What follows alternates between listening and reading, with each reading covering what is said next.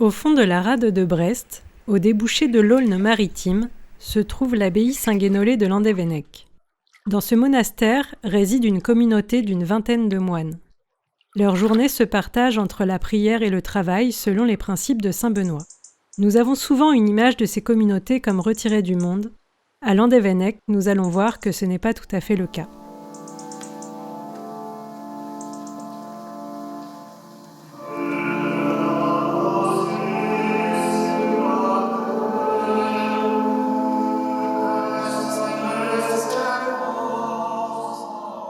Lorsque nous avons une requête à présenter aux puissants de la terre, nous n'osons le faire qu'avec humilité et respect. À plus forte raison, faut-il supplier le Seigneur Dieu de l'univers en toute humilité et pure dévotion.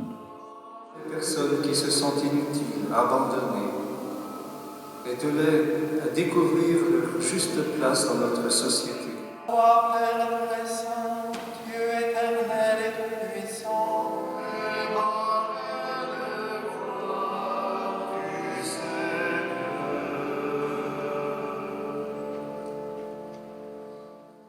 L'oisiveté est ennemie de l'âme. Les frères doivent donc consacrer certaines heures au travail des mains et d'autres à la lecture des choses divines.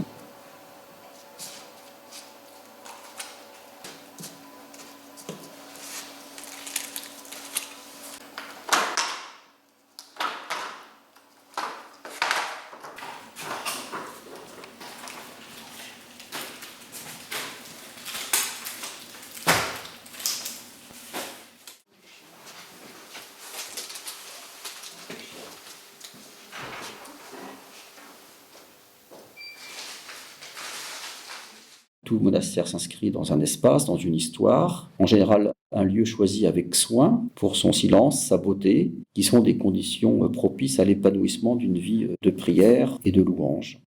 Ma presqu'île est toujours sur le point de partir à la dérive. Ce presque rien qui la retient l'empêche de quitter sa vie de sédentaire en mal de rayons verts et d'Atlantide fabulée. On mesure, les années passant, que pour des gens qui viennent de villes où parfois la nature a perdu un petit peu ses droits,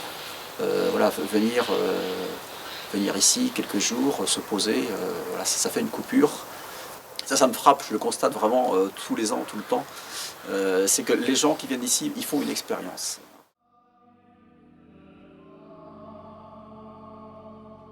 Tous les autres qui arrivent seront reçus comme le Christ, car lui-même dit un jour « J'ai demandé l'hospitalité et vous m'avez reçu ».